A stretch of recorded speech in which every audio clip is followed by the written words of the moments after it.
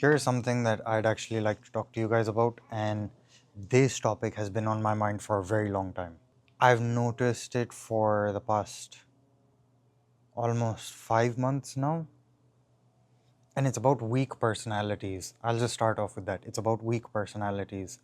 The reason is because there are some things that I've seen on social media, other platforms, you could call it like TV series and stuff here and there, and in real life, I've seen some stuff that brought awareness to weak personalities, and I figured I'd talk about that because I think that's something that a lot of people struggle with is weak personalities, because a weak personality means a weak identity and a weak character.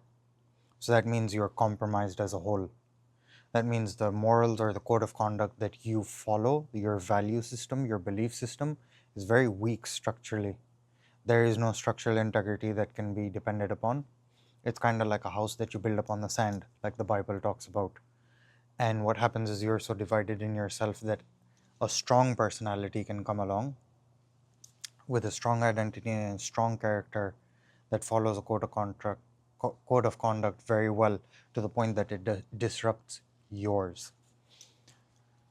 I'll tell you what I saw. So on social media one day, I saw something which kind of surprised me. I mean, not that I should be surprised, but, and I think even surprise is the wrong word. It validated something that I know to be true, and a lot of you would also believe to be true. So I was scrolling through TikTok, which sometimes I do to see what the algorithm likes and see what the algorithm prefers and what they boost out. And I saw two girls that are on their walk with Christ. One was a single mom of two kids, the other one was like some 18, 19-year-old Latino or whatever. And they're ranting about how they're struggling in their walk with God and how they actually want to sleep around and how they want to keep drinking and all of this other stuff, right? They did a rant, and I can't tolerate girls talking about that type of stuff for more than 5 minutes. I gave up at about the 1 minute mark. They had like 7 minute videos on TikTok just ranting about these types of things. Both ladies, they got millions of views, they got hundreds of thousands of likes, and the comments were kind of disturbing. A lot of people were validating their struggle, saying, oh, it's fine. Some people that were atheists, some people that were Christian. There was a pastor that said, oh, this is, in all my years of being a pastor, this is probably the most truthful and honest I've ever seen a believer. That was disheartening to see, first of all. And why are you proclaiming your struggles out to the world? Why are you making those people validate your struggles?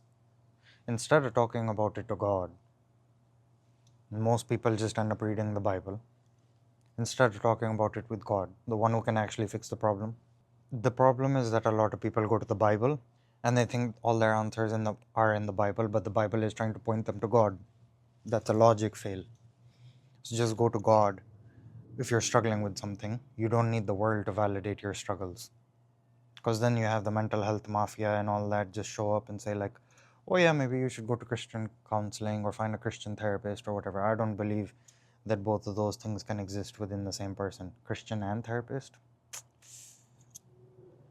The only therapy you need, if you actually want therapy, is to talk to the Holy Spirit, learn to listen to Him, not for what you want to hear, but for what He has to say to you. Because churches will never teach you how to talk to God, and furthermore, how to listen to God. That's something that churches can never teach you, because theology can't teach you that. Because if they do, then that's when the church business and church infrastructure just starts to crumble and fall apart, when people start listening to God, because they can call bullshit on a pastor's sermon pretty quick.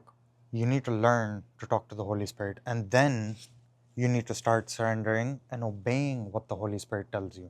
Once you can actually start talking to Him and having a back and forth conversation with Him. Where did I leave this story? I saw two of these people ranting on about their struggles in life. Then I saw something even more interesting. What I saw was, there was a guy and he had a shorter video. It was probably only 2 or 3 minutes long.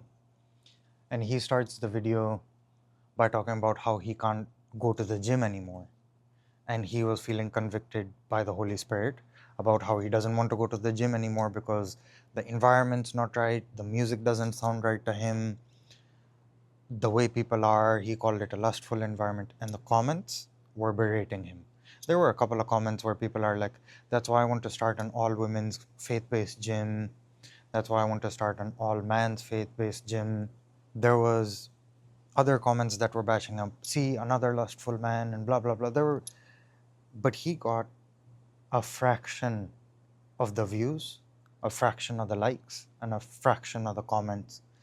And the majority of the comments were bashing him up, while everybody else was championing the women. Some women were even saying, "Oh yeah, if you want to sleep around, you can sleep around." This is how far society has fallen. On my time in the ranch, I saw something similar where people were condoning a lifestyle. I met a few liberal people that didn't even condone hookup culture. For whatever reason, they just didn't like hookup culture.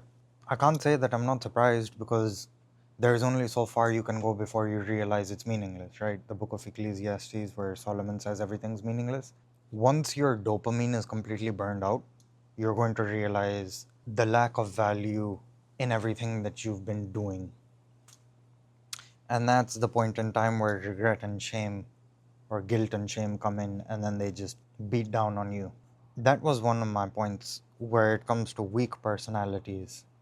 People will champion weak personalities because they can control weak personalities.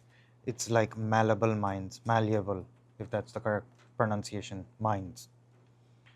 What happens when a character and personality is weak and an identity, sense of self is weak, is that a stronger sense of self can come along and it can corrupt you, or it can be propaganda, and it infuses within you because it's a false sense of security, it's a false sense of strength, of solidity in your life, which people quite often fall prey to for whatever reason, because they're looking for validation or they're just confused in life.